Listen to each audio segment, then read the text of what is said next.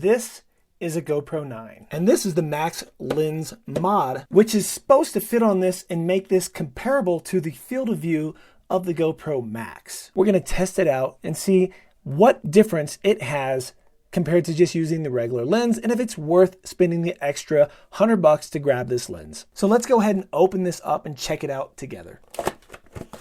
It comes in a tiny little rubber box, and it's definitely different than just a regular lens cover. It is, oh yeah, did not realize it was gonna be like this. Pretty cool. So now that they've gone back to the removable lens, you can actually just unscrew it or untwist it, and then you'll put this on in its place. I'm a little concerned that I won't be able to use the regular linear view and all the other features on the GoPro 9 with this lens, but we're gonna find out together if that's the case or if I'm just like tripping myself out for nothing. So let's go ahead and change the lenses over. You'd really think GoPro would take the technology of a screw-on lens. That is one thing that DJI did awesome with the Osmo Action. Look how easy that is to take on and off. Pull, push, come on.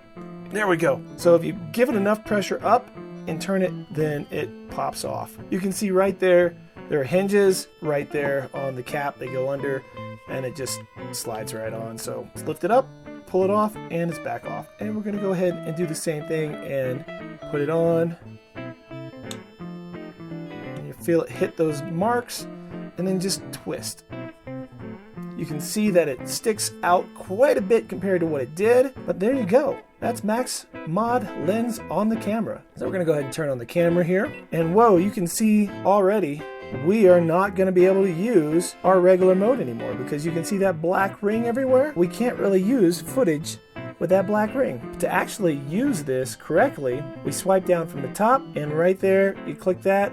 That is the Max Lens mode enabled. And now, as I turn the camera, everything is locked in place. Notice that. Did you see that? Nothing moved. We really need to be outside filming to really show you guys how this should look. So let's go outside right now. So we are outside doing a couple quick tests. This is in Max Super View, and you can see my hand at the end of this pole. And what I'm gonna do is twist it all the way around, and you'll notice that the horizon stayed locked. That is something you cannot do without this lens, which I'll show you right now. So we took the Super View mode off and we're actually back in just regular 1080, 30, and we're doing linear, right? So, but we still have this Max Lens on, so it's not as close as linear normally would be. Linear would normally be way up here like this. I'm still getting a really wide view, and I do have the linear and horizon lock mode on, which in the other camera it would be zoomed in, and I could still turn the camera like this. See my hands moving, the camera's going back and forth, and the horizon will lock. However, when you turn it this way with the other camera, the horizon doesn't stay locked the whole 360 degrees. That is the huge benefit of having this Max Lens mod. Now you can only film in 2.7K or 1080 with this mod on, and you notice you can also turn the horizon lock off so that you can actually be following someone and get a view that's a little bit more cinematic where the camera moves around. Let's get out of here and head over to the mountain and really put this thing to use instead of me just jumping around in my backyard and go do a little snowboarding.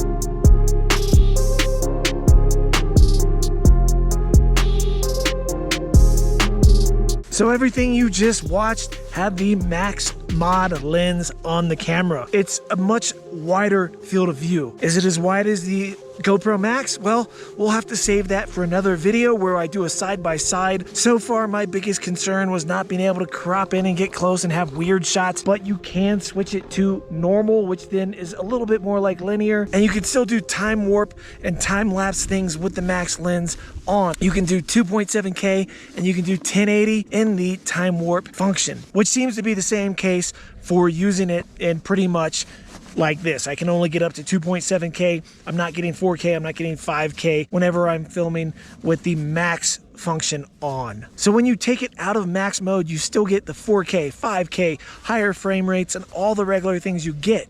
The problem is if you want to do certain field of views, well, they look like this, and you get this little bubbly ring around you that you don't get if you have the regular lens on. And the same thing happens in wide view.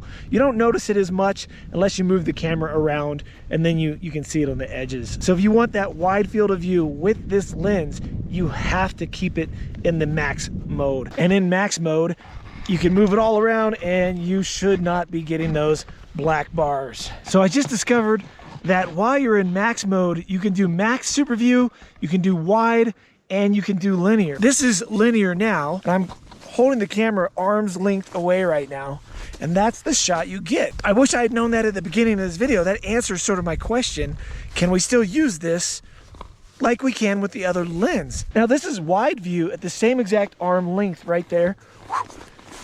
And you can see the difference in how much field of view it gets. When you're filming yourself doing an action sport, this is what you want, the maximum field of view that you can get.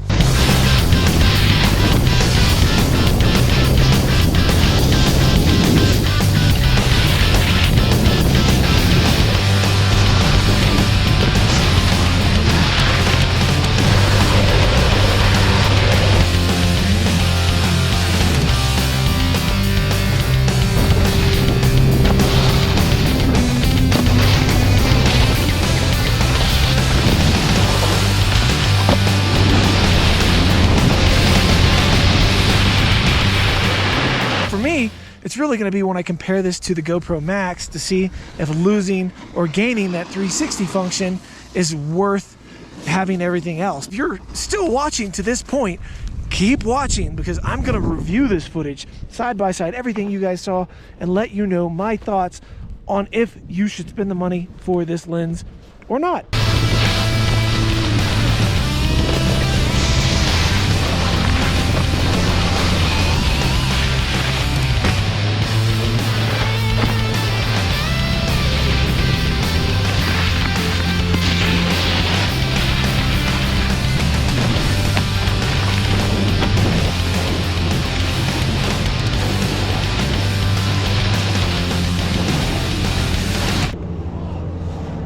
Those are stickers drawn by me. You can check the description below to a link to my Etsy store and pick up any of my Snowboarding Yeti, Skull Drone stickers, Cool Skulls flower stickers, and I'm updating new stickers in that store every month. And if you join me every first and third Monday for my live stream at 8 p.m. Colorado time, I give stickers away to people in the chat. So now we're doing the same run with the regular lens cover on, taking it out of the max view mod mode, super view, 1080, 60 frames a second.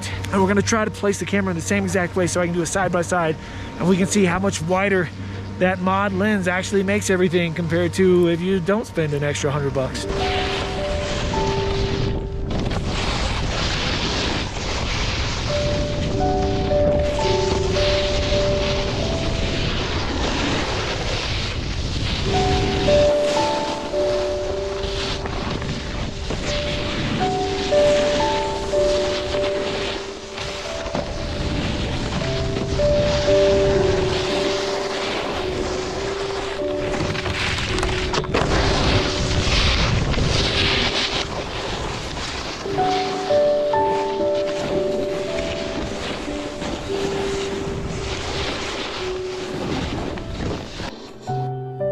I've been watching this as I edit the whole thing, and I've got a few final thoughts on what I think now, if this is actually worth your money or not. So do I think the Max Lens mod is a waste of money? I would definitely say no, it's not a waste of money. But if you're going to buy this camera and you know you're going to spend the money for this camera and then also spend the money for this Max Lens mod, and you're not really, oh God, I gotta have 4K, I gotta have all these high frame rates and all that. If you're not one of those kind of guys, then consider putting that investment towards the GoPro Max, because this is still a much wider field of view.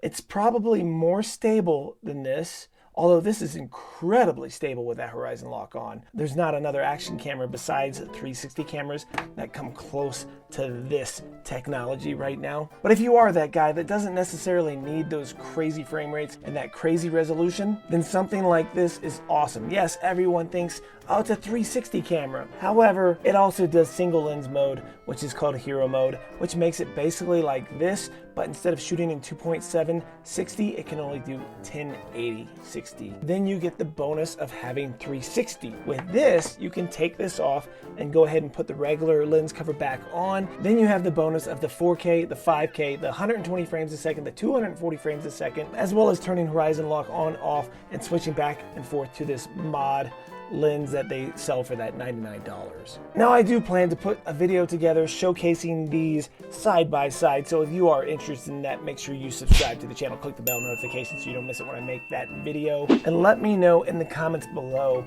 if you really saw a big difference. For me and my test and looking at this footage, the field of view is very, very similar with this on and off. It's not a huge difference. So if you're going to spend your money on this, you're getting it more for that stability, for that horizon lock that can do a full 360. Do I think it's a waste of money? Like I said, no, I don't really think it's a waste of money. I actually enjoy it. I normally film in 1080 anyways, so for me, this is a great addition to the camera because I can take it out and not worry so much about my horizon being level. For you, you're gonna have to make that decision on your own. So let me know in the comments below if you're thinking of picking up this Max Lens mod for your GoPro 9. And if not, let me know that too down below. I appreciate you watching, and hopefully this video had some value and helped you out with your decision if it's worth getting this Max mod lens. And with that, I'm out of here. See you guys in the next one.